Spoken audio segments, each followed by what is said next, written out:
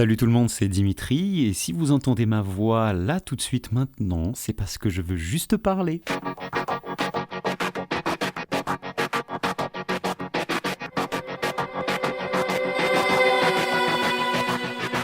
Salut tout le monde, c'est un épisode un peu particulier ce soir parce que j'avais absolument pas prévu de le faire.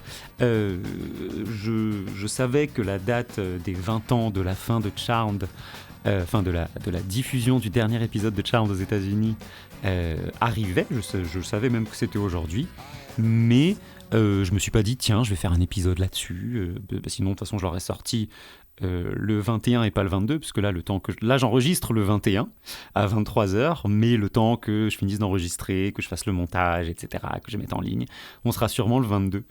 Et donc je l'aurais sorti le 21 si vraiment je voulais marquer le coup, mais le fait est que j'ai décidé de le faire un peu sur un coup de tête. J'étais en train de regarder le dernier épisode de The Boys sur Amazon Prime.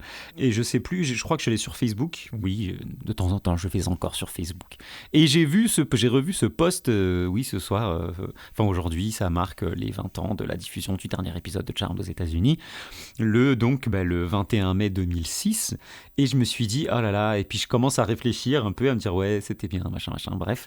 Et je me dis, tiens, j'aimerais bien en parler. Et je suis content d'avoir eu cette espèce de réflexe de me dire, est-ce que t'as pas un podcast qui s'appelle Je veux juste parler, justement, qui est le concept de base du podcast, peu importe le sujet. Quand j'ai envie de parler de quelque chose, je prends le micro et je parle tout simplement, voilà. Et au final, est-ce que c'est pas le meilleur sujet de parler d'une série qui a bercé mon... ça a commencé à être diffusé en France en 99, je crois. Donc, mon enfance, ma fin d'enfance et toute mon adolescence, avec tendresse, avec amour même, parce que cette série, c'est vraiment une relation affectueuse que j'ai avec elle, pour plein de raisons. Je sais pas si je vais toutes les évoquer, parce que j'ai pas envie de faire un gros podcast, parce que, c'est pas forcément le sujet le plus passionnant, mais je sais qu'il y a beaucoup de fans de Charmed encore en France, des millénials, qui doivent plus ou moins avoir autour de mon âge, on va dire entre 35 et 40 ans. Donc, je pense que c'est pas mal, mais c'est vrai que j'ai posté une story à l'instant, et c'est en postant la story, je me suis dit, tiens, c'est vrai que le podcast, ça peut être une bonne idée, où j'ai trouvé un montage où il y avait les 4 sœurs sur le même poster, ce qui évidemment n'a jamais existé. Mais il y avait plein de montages, Moi, je me rappelle, j'avais même commandé, je crois que c'était sur Internet que j'avais commandé à l'époque, un poster avec les... Oh, peut-être pas. C'était peut-être à une convention. Non, c'était pas une convention. Il n'y a pas encore de convention. Enfin bref, peu importe. Je pense que c'était sur Internet que j'avais commandé un poster avec les 4 sœurs, et que oui, parce qu'à l'époque, on accrochait encore les posters dans les chambres. Ma chambre était pleine de posters de toute façon. Il y avait à dominante Charmed, les L5 et quelques trucs de jeux vidéo, parce que j'étais quand même pas mal branché Nintendo surtout. Pour revenir un peu sur cette série, c'est une série qui a été diffusée aux États-Unis entre le 7 octobre 98 et donc le 21 mai 2006. Et du coup, moi, j'ai commencé à suivre quand elle est sortie en France en 99, du coup, donc j'avais 10 ans. Et petit à petit, c'est devenu un rituel du samedi soir dans la fameuse trilogie du samedi. Et avec mon petit frère, on suivait vraiment beaucoup cette série. Et je crois que c'est à partir de la saison... Parce que je suivais au rythme français. Mais je voyais qu'avec Internet qui commençait un peu à se démocratiser, parce que c'était pas encore aussi courant qu'aujourd'hui. Et donc je suivais ça au rythme français, mais avec Internet, donc on avait les premiers abonnements illimités, etc. Parce qu'au début, on avait qu'une toute petite vitesse, ADSL, je sais plus, 56K ou je sais pas combien. C'était ridicule. Et puis au fur et à mesure, on a eu des abonnements illimités, etc. Donc on a pu... surfer sur le web beaucoup plus régulièrement, et donc je commençais à avoir des infos et tout sur les épisodes de Charmed, parce que il y avait les magazines papier à l'époque. Moi j'achetais tous les magazines papier où il y avait Charmed dedans, c'est-à-dire que un gros fan de Charmed, L5, moins les jeux vidéo, mais Charmed et L5, je prenais tous les magazines où il y avait un poster collector ou je sais pas quoi, qui n'avait rien de collector, parce qu'au final il était juste dans le magazine que tout le monde pouvait acheter. Mais voilà, les éditions spéciales des magazines, des fois, tu avais une édition 100% de Charmed, c'était trop bien. Et je collectionnais un peu ces trucs-là. Mais du coup, parce que dans les magazines, des fois, ils faisaient des exclusivités de je sais plus je sais plus pour quelle saison, etc. Alors que c'était des trucs faux, hein. Mais puis je me rappelle d'un magazine, pardon, j'ai plein de souvenirs qui me reviennent en même temps, mais je me rappelle d'un magazine, c'était vraiment le spécial Charmed, où ils avaient sorti tous les résumés de tous les épisodes de toute la série. Alors la série n'était pas encore finie, donc ça allait jusqu'à la saison 5 ou 6, je crois, parce que ça parlait encore de Chris, donc ça va être la saison 6 du coup, parce qu'il arrive à la fin de la saison 5, et c'est pendant la saison 6 qu'on apprend qu'il est le fils de Piper et Leo, le deuxième. Bref, oui, je suis un vrai fan. Et donc, au fur et à mesure, je me dis, il y a des nouvelles infos et tout, machin. Et puis un jour, et puis en fait, non, quand j'ai acheté ce magazine, je commençais déjà à être renseigné sur Internet. Et du coup, je me dis, mais ils disent n'importe quoi. Genre j'avais des infos que eux-mêmes, ils avaient pas et tout. Oh là là, les journalistes de pacotille, c'est tellement facile d'avoir des infos avec Internet. Les bonnes infos surtout. Bref. Et donc à un moment donné, je me suis dit, mais il y a peut-être un moyen de les regarder au rythme américain. Et j'avais des potes, c'était pas sur des forums, c'était peut-être des forums. Putain, les forums, vous vous rappelez des forums? Mon Dieu, bref. Et donc c'était peut-être sur un forum de Charmed où je parlais avec des gens et tout machin. Et c'est comme ça que j'ai découvert le téléchargement tout à fait illégal via Torrent. Donc tu sais, les BitTorrent, machin, tout ça. Je me rappelle plus comment il s'appelait ce logiciel que j'utilisais, c'était la grenouille bleue. Ça va pas me revenir, mais c'est pas grave. Si vous vous souvenez de ce logiciel, dites-le moi en commentaire. Et si vous téléchargiez vous aussi les épisodes de séries ou de films comme ça. Mais c'était pas Emule, etc. C'était fini Emule déjà. On était passé au BitTorrent, quoi. Et Vuse, c'était VuseTorrent, c'est ça, VuseTorrent. Et donc je commence à regarder la série, mais au rythme américain. Et ce qui se passe, c'est que je rattrape mon retard, etc. Je crois que j'ai commencé Je me demande si c'était pas justement à la fin de la saison 5, début de saison 6. Parce que c'est quand Phoebe, donc Alyssa Milano, avait les cheveux courts. Et ça avait fait tout un scandale et tout. Mais je crois que c'est à la saison 6 que j'ai commencé à regarder enfin du coup en VO en plus, hein, parce que je regardais en VF à l'époque, et là c'était VO sous-titré VO, et encore pour les sous-titres il fallait attendre plusieurs jours avant d'avoir des sous-titres en anglais, même pas en français, et puis alors pour les avoir en français c'était encore plus long, et je crois que c'est là que j'ai commencé à regarder en VO, peut-être pas, je sais plus, parce que j'ai le souvenir après d'avoir regardé en VF, à fait mais c'est quoi ça, parce que ça faisait trop bizarre d'avoir les voix françaises après avoir vu la VO, et il me semble que c'était, ça devait être saison 6, parce que la saison 7 j'avais suivi dès le départ, et la saison 8 encore plus, ça je m'en rappelle très très bien, mais voilà, donc bref, et donc je commence à regarder au rythme américain. Et donc j'étais un peu le mec bien renseigné au sujet de Charmed et tout. Je me rappelle surtout au moment de la saison 8, il y avait des gens qui me demandaient ouais alors il se passe quoi et tout, alors que sur internet ça y est on avait déjà accès à plusieurs trucs, parce que je me rappelle que la saison 8 elle a commencé fin 2005 et elle s'est finie en mai, le 21 mai 2006, donc il y a 20 ans. Putain, il y a 20 ans, c'est chaud. Bref, et du coup, je suivais ça donc au rythme américain. Et donc en fait, c'est vrai que du coup, de voir que cette date aujourd'hui, c'était les 20 ans, ça m'a ramené en fait dans cette ambiance dans laquelle j'étais il y a 20 ans. Je savais que c'était le dernier épisode. J'avais re-regardé l'épisode de la semaine d'avant, parce que c'était un truc en deux parties en fait, et c'était à la fin de l'avant-dernier épisode, il y avait la maison, il y avait le manoir qui explosait et tout machin, manoir que j'ai été voir 3 ou 4 fois à Los Angeles. J'ai une photo devant quelque part dans un cadre dans mes cartons, parce que j'ai pas encore fini de m'installer, mais voilà quoi, il y avait Charmed pour moi c'était pas comment dire, c'était pas juste une série, quoi. C'était la famille. C'était vraiment un truc que je retrouvais comme une réunion de famille chaque semaine et tout. C'était cool. Bref. Et du coup, ça m'a ramené 20 ans en arrière. Ce soir-là, où j'ai regardé Charmed. D'ailleurs, j'ai dû le regarder le 22 mai, parce que le décalage horaire a fait que. Et donc le temps de le télécharger et tout, ça devait être le lendemain après-midi. Et du coup, ce qui s'est passé, c'est que j'ai regardé cet épisode. J'ai chialé. J'ai chialé parce que cette fin où t'as Piper grand-mère qui finit de lire le paragraphe qu'elle a écrit dans le livre des ombres et qu'elle narre, qu'elle récite, c'est beau quoi, c'est la fin, et puis elle ferme le livre des ombres et elle le laisse à sa petite fille, enfin ce que j'imagine être sa petite fille du coup. Et là c'est la petite fille qui ferme la porte Mais quand Piper et Léo du coup montent les escaliers, on voit les photos de personnes, bon, pas de Prue évidemment, parce que il y avait tous les problèmes avec la prod et Shannon Doherty, paix à son âme d'ailleurs, la pauvre. Elle et Julian McMahon, putain, c'est ouf. Il n'y a pas de problème avec lui, hein, parce qu'il est revenu jusque dans la saison 7. Mais ouais, non, de voir toutes ces photos et tout, c'était un vrai délire. Et j'ai chialé. Je crois que je me le suis renquillé une deuxième fois dans la foulée. Et j'ai sûrement autant chialé, hein, mais je me rappelle parce que je m'étais calé. Je crois que la première fois que je l'ai regardé, c'était dans ma chambre. Et après, je m'étais remis, je crois, dans le grenier, parce qu'on avait un peu installé un espèce de vidéoprojecteur dans le grenier et tout. Et du coup, je m'étais mis là pour le re-regarder et pour continuer à chialer. Parce que c'était la fin de Charmed, quoi. C'était terminé. Et je sais qu'après ça, ils avaient annoncé du coup le coffret collector avec toutes les saisons, les 8 saisons. C'était un coffre en bois avec le logo de Charmed, le dernier logo, parce que le logo de Charmed a un peu évolué pendant les saisons, mais le tout dernier logo de Charmed sur une espèce de petite plaquette en métal vissée dans le bois.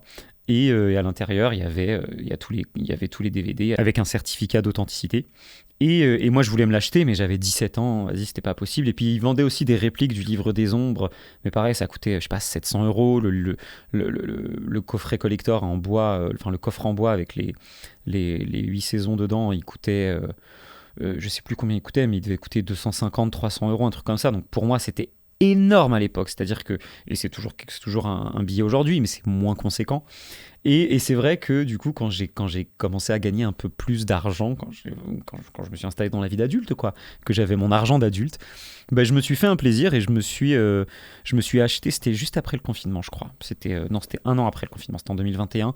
Et je me suis acheté du coup une réplique du livre des ombres, avec la réplique de la planche Ouija, avec l'inscription de la mère au dos, etc. Et du coup, le coffret collector impossible à trouver et tout machin. Et donc je suis allé sur eBay et je l'ai trouvé en version anglaise. Je m'en fous, c'était le même collector partout. Et donc j'ai récupéré le collector numéroté, je l'ai acheté à une fille. C'était sa mère qui était fan de Charmed, enfin qui est fan de Charmed, mais qui le stockait. Il était encore tout neuf, il n'avait jamais été ouvert, etc. Donc c'était voilà. Moi j'ai ma petite collection de Charmed. Maintenant je suis assez content. Je me suis aussi acheté un petit cristal pour faire comme elle sur la carte et tout. Ce que je ne fais pas évidemment, mais c'était juste pour avoir un cristal un peu comme elle pour la déco, quoi. Et c'est vrai qu'en fait Charmed, moi j'ai toujours une relation particulière avec cette série parce que si vous voulez, Charmed a commencé en 99, qui est l'année où mon père est parti. Ça, c'est une analyse que j'ai faite plus tard. Je me suis dit, mais pourquoi je suis autant attaché à cette série quand même ? C'est une série de sorcières et tout, d'accord, très bien, mais bon, à part que ce soit drôle, que voilà, il y a les 3 sœurs, donc c'est une grande sororité. Nous, on est une grande fratrie, on est 5 frères et sœurs chez moi et tout. Mais voilà, à part ça, il n'y avait pas de. Mais bon, disons qu'il y a des vraies histoires de famille et tout, entre sœurs, et voilà, des disputes, etc., avec des pouvoirs magiques, tout ce qu'on aimerait avoir, quoi. Mais au-delà de ça, je me suis dit, pourquoi ? J'ai réfléchi, je me dis, mais je sais pas, moi, j'étais petit, j'avais 10 piges. Puis je me suis dit, mais 10 piges, c'est quelle année ça ? C'est 99. Et en fait, c'est exactement l'année où mon père est parti. Et donc je pense que j'ai compensé un peu, je me suis attaché à ça comme pour combler un manque, hein, en fait. Hein. Et après, je me suis juste attaché aux personnages, etc., aux intrigues. Mais c'est vrai que j'ai jamais à nouveau ressenti ça pour une série. Je sais que j'étais pas mal attaché à Vampire Diaries, mais pas au même point que Charmed. Il n'y a jamais eu aucune série à laquelle je me suis autant attaché derrière. Et encore aujourd'hui, je me les refais régulièrement, les Charmed. Hein. C'est vrai que, par exemple, quand je suis... Jamais je m'assois devant la télé et je regarde. C'est plus ça. Ça, c'est les séries que je regarde. Ben là, comme The Boys, voilà, je me suis posé devant la télé, j'ai regardé l'épisode, et puis voilà. Très sympa à la fin, d'ailleurs. Un peu expéditive à mon goût. J'aurais bien aimé peut-être 2 épisodes, mais très sympa. Parenthèse fermée. Mais non, Charmed, c'est un peu quand je fais la cuisine, que je sais que je vais être un petit moment dans la cuisine, je me mets ma tablette, puis je mets Charmed, et vu que je les connais par cœur, je regarde même presque plus l'écran, je connais presque les dialogues, les sorts et tout machin, et je sais qu'en plus quand j'ai acheté le livre des ombres, ma réplique du livre des ombres, je me suis refait la série en survolant un peu comme ça, mais voilà, je cherchais les sorts avec elle. Alors sachez qu'elle trouve les sorts dans le livre des ombres extrêmement rapidement, parce que moi en tournant les pages, je galère. mais voilà, et donc je m'étais fait tout ça, et donc c'est vrai que de voir que ça faisait 20 ans que c'était terminé, je me dis mais 20 ans quoi, c'est énorme. Et pourtant, tout en sachant que je ne suis plus vraiment la même personne, alors que je suis la même personne, mais voilà, que j'ai pris 20 ans dans la gueule, quoi, un peu de sagesse peut-être, un peu plus de connaissance de la vie et tout, j'habite même plus en Île-de-France, c'est impressionnant de se dire que je suis encore autant attaché à cette série, à ce qu'elle voulait dire pour moi, qu'il y a 20 ans, quoi. Et quand je regarde le dernier épisode, j'ai toujours ma petite larme et tout, parce que je trouve que c'est un bel épisode, et puis c'est une belle conclusion à une belle série. C'est pas la meilleure série de tous les temps, mais s'il y a autant de personnes qui étaient attachées à cette série, et qu'il y a encore autant de gens qui sont attachés émotionnellement à cette série, c'est qu'ils ont réussi à faire quelque chose, à raconter une histoire, même si c'est vrai que je dirais qu'à partir de la saison 5, c'est un peu parti en cacahuète, mais en fait, c'est pas à partir de la saison 5, c'est la saison 5 qui est partie en cacahuète, et la première moitié de la saison 6. Après... on peut partir dans tout un débat, hein. Moi je vous invite à débattre avec moi sur Charmed, il n'y a aucun problème. Saison 1, 2, 3, pour moi c'est les GOAT. Je vais faire un classement après, tiens. Mais voilà, pour moi la saison 5 c'était un peu... Il y a des intrigues sympas, hein, mais tout le truc un peu fait... même si dans la saison 3 je crois, il y a déjà les fées, mais c'est moins... C'est juste une fois, il y a l'histoire de la fée avec la boîte et la clé, tout ça machin, et les in-betweens, les entre-deux, là je sais pas comment ils appellent ça en français, voilà, avec... Bref, je continue. Et donc, ouais, la saison 5 et la deuxième moitié de la saison 6, la première moitié de la saison 6, c'est parce que il y a eu le départ de Constance M, je crois que c'est Constance M. Burge, Constance Burge, je sais plus, qui était, je sais pas si elle était showrunneuse ou quoi que ce soit du show, mais c'est elle qui est partie parce qu'il y avait un gros différend avec Brad Kern, je crois.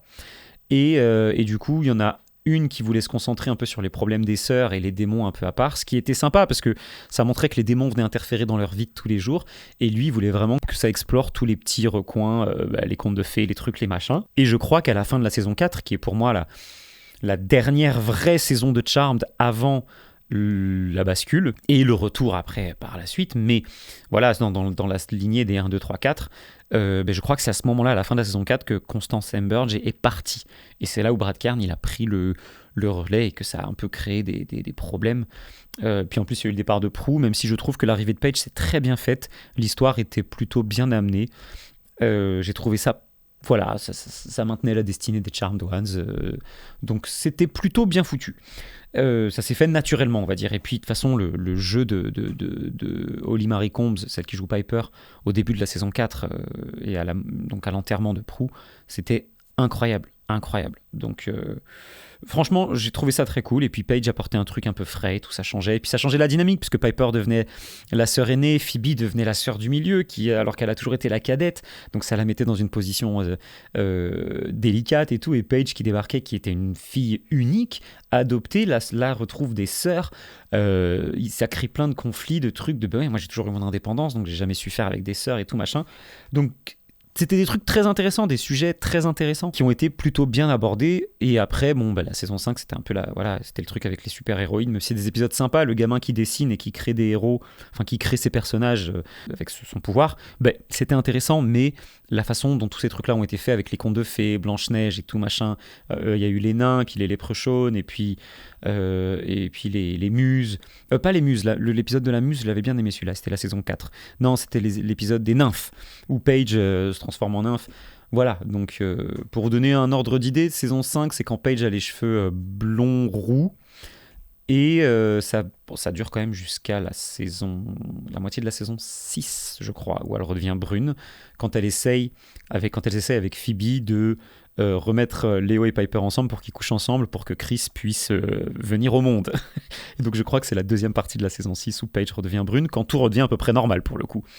Peut-être les cheveux de Paige en fait qui ont niqué toute cette partie-là. Non, je déconne. Mais bon, bref. Je pourrais en parler pendant des heures. Hein. Mais bon, là, je suis déjà à quasiment 20 minutes. Donc, tout ça pour dire que voilà, me ramener 20 ans en arrière, Charmed, c'est vraiment une série qui a beaucoup de signification pour moi. Et je crois qu'elle ne sera jamais détrônée. Et voilà, et donc si vous aussi c'est le cas, dites-le moi en commentaire, venez on en discute, et ça me ferait très très très très très très très plaisir.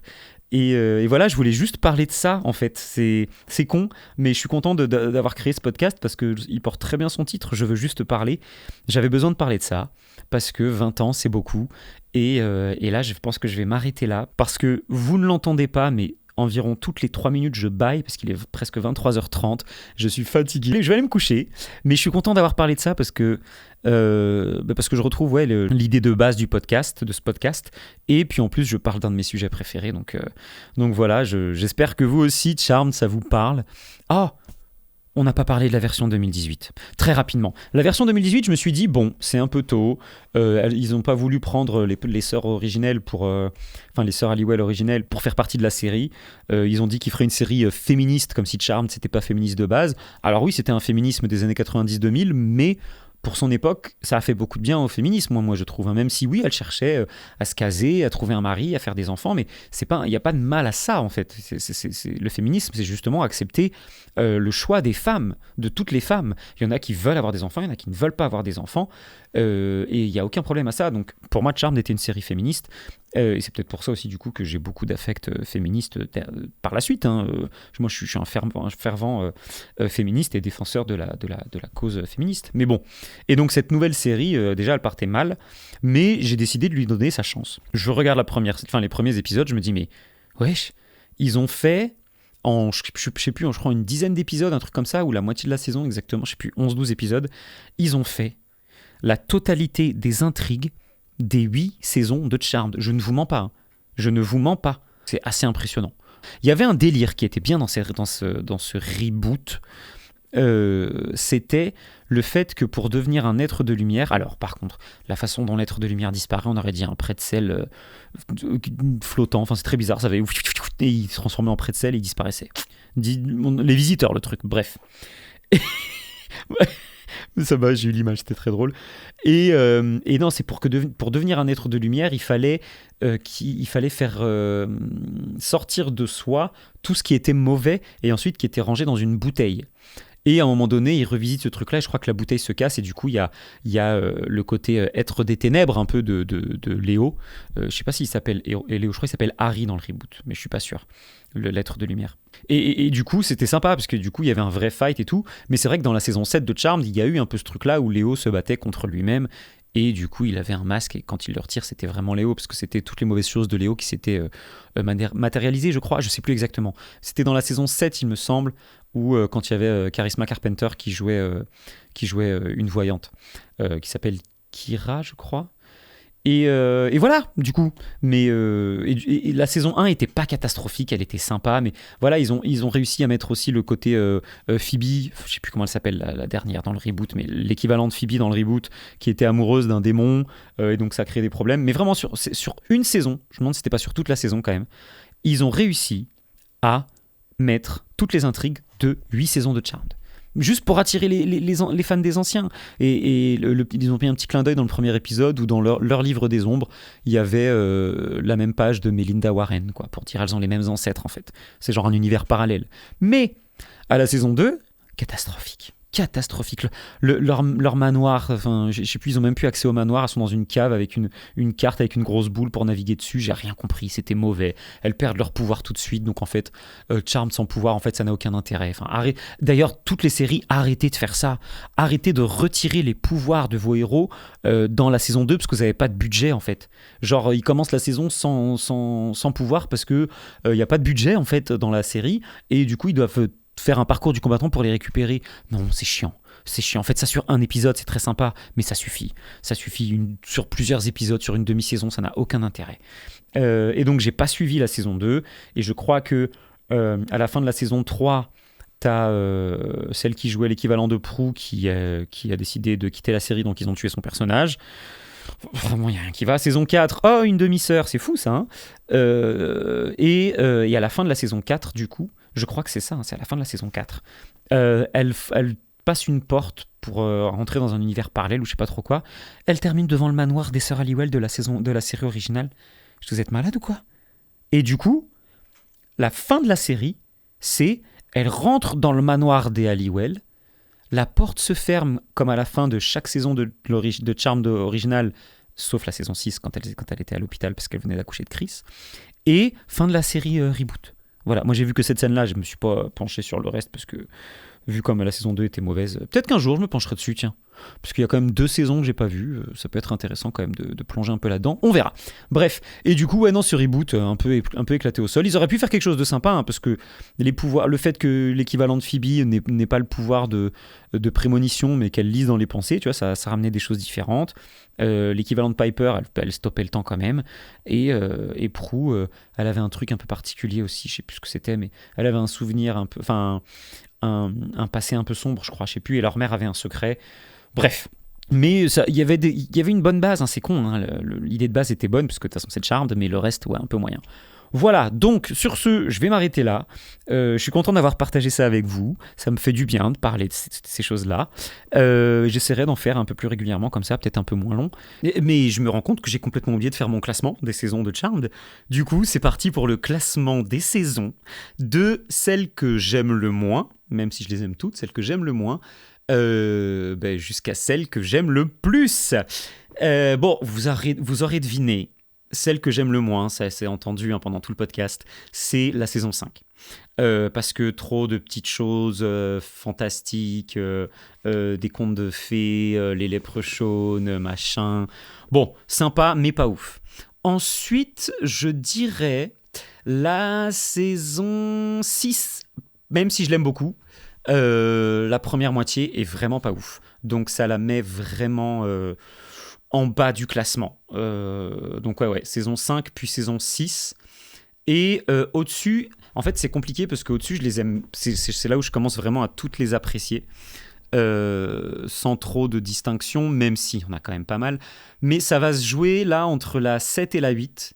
Mais je dois avouer que je crois préférer la 8 à la 7, même si toute l'histoire des avatars, Kyle, Paige, qui est beaucoup plus exploité, qui fait l'épisode Charme de Noir quand ils sont dans le passé, pas dans le passé, quand ils sont coincés dans le livre, dans le roman de l'école de magie et tout. J'adore cette saison, j'adore cet épisode. Pareil, l'épisode du coup il remonte dans le passé avec Kyle pour voir ce qui s'est vraiment passé avec ses parents et tout. Le délire des avatars, changer le monde, l'utopie, Charisma Carpenter qui fait une apparition aussi dans quelques épisodes, comme je le disais tout à l'heure. Bon, mais je crois que je vais quand même mettre la 7 juste au-dessus, donc ça fait 5, 6, 7 pour le coup. Et juste au-dessus, ça va être la 8. Même si je l'aime beaucoup, c'est un vrai retour de Charmed. Je l'adore, mais il faut choisir. Donc elle sera pas plus haut. Ensuite, donc il reste les saisons 1, 2, 3, 4. Et donc là, pour l'instant, ça fait 5, 6, 7, 8. Et donc, en 4e position, je crois que je vais mettre... Ah, c'est dur, parce que ces 4-là, je les adore. N'hésitez pas à me donner votre classement à vous dans les commentaires. J'écouterai, je répondrai, ça peut être marrant. Mais je dirais que je mettrai la saison 1. Même si c'est la découverte de tout et tout, c'était un peu fouillis, ça partait un peu dans tous les sens. Il y a des épisodes exceptionnels, notamment quand Piper tombe amoureuse du fantôme de Mark. Et voilà, donc c'est vraiment la première saison, elle est géniale, on découvre tout. Le pilote qui est exceptionnel, juste pour le pilote, je pourrais pas faire ça, mais je pense que je vais mettre en 4e position la saison 1, même si je la trouve géniale, mais elle commence à être un peu datée, je trouve que c'est celle aussi qui a le moins bien vieilli. Voilà. Je pense que ça sent que les scénaristes et tout, ils cherchaient encore un peu, c'était encore un peu décousu, l'histoire des êtres de lumière, on n'était pas sûr et tout. Mais voilà, c'était quand même sympa, c'était une belle découverte. Ensuite, je mettrais en top 3, du coup, la saison 4. L'arrivée de Paige, les chamboulements, l'enterrement de Prue, Cole qui essaye de faire le bien. Là, il y avait une équipe vraiment super intéressante. Daryl qui était assez présent aussi. Paige qui apprend à gérer ses pouvoirs, Piper qui apprend à être la sœur aînée, qui a du mal, qui voilà, avec l'épisode sur les... c'est pas une furie, elle, c'était... Si, c'était une furie, je sais plus, quand elle crache les épines, et que c'est Paige qui l'aide à sortir de ce truc-là. Il y a des très beaux épisodes, donc c'est pour ça qu'elle est dans mon top 3. Et Phoebe qui apprend à être, comme je disais, la sœur du milieu, et Paige qui apprend à avoir des sœurs, tout simplement. Et puis je trouve que le personnage a été bien réfléchi, du coup, hein, c'est une assistante sociale, parce qu'elle est moitié être de lumière, donc elle aide les gens et tout. C'était, voilà, là la série était bien installée, c'était la 4e saison, donc les personnages pouvaient être plus développés, et Paige pouvait arriver avec un vrai background qui était utile et intéressant pour le reste de la série, même si ça a été un peu abandonné avec le reste de la série, et surtout à la saison 5, pourquoi c'est la dernière du coup. Et du coup, en top 2, je vais mettre la saison 3. C'est Cole, c'est Phoebe, c'est l'amour interdit, C'est les engueulades avec Prue. Une saison beaucoup plus sombre que j'aime beaucoup. Je l'aime beaucoup, hein. Elle est en deuxième juste parce que je préfère la deuxième, mais la deuxième saison. Mais voilà, elle est vraiment géniale cette saison. Pour moi, il n'y a pas de... Ah, j'ai oublié de mentionner dans la saison 4 le petit arc d'Arc Phoebe, là, Phoebe, Reine des Enfers. Voilà, c'est génial aussi. Voilà, petite parenthèse fermée. Et donc, ouais, non, la saison 3 est géniale. J'ai absolument rien à dire, mais voilà, il faut faire des choix. Il faut faire des choix, et du coup, j'ai fait ce choix-là. Et en premier, du coup, oui, c'est la saison 2, qui pour moi est encore un peu le côté un peu guilleret, etc., sympathique, découverte. Mais c'est surtout que c'est là où il y a certains des meilleurs épisodes, quoi. L'épisode dans le futur, quand Phoebe meurt, est censée mourir brûlée sur le bûcher. Quand elle retourne dans le passé et que Phoebe découvre sa mère pour la première fois. Il y a que des bons épisodes dans cette saison 2. Alors il y en a peut-être un ou deux qui sont un peu moins bien. Le premier épisode, il est un peu à chier. Il est sympa, mais il est un peu à chier. C'est con, hein, mais c'est vraiment le seul qui est vraiment pas terrible, il me semble. Et la fin de la saison 2, c'est quand Piper s'envole avec Léo. Et qu'au final, elle pensait être partie 2 ou 3 jours, et en fait, elle est partie 2 ou 3 mois quand elle revient au début de la saison 3. Bref, voilà. Donc ça, c'était mon classement. Et donc, je pense que c'est une bonne idée de s'arrêter là-dessus. Donnez-moi votre classement. Donc, je récapitule. Moi, ça fait 5, 6, 7, 8, 1, 4, 3, 2. 5, 6, 7, 8, 1, 4, 3, 2. Voilà mon classement. Donc donnez-moi le vôtre, et voilà, moi je pense que je vais m'arrêter là pour ce podcast. Et si vous aussi vous avez une série comme ça qui est un peu une espèce de Madeleine de Proust, un petit bonbon comme ça qui vous fait du bien de replonger dedans, pour laquelle vous avez fait une collection d'objets ou quoi, n'hésitez pas à me le dire en commentaire, ça me ferait plaisir. Et on se retrouve la prochaine fois. Et je vous rappelle que si vous avez entendu ma voix, c'est que je voulais juste parler. À bientôt tout le monde.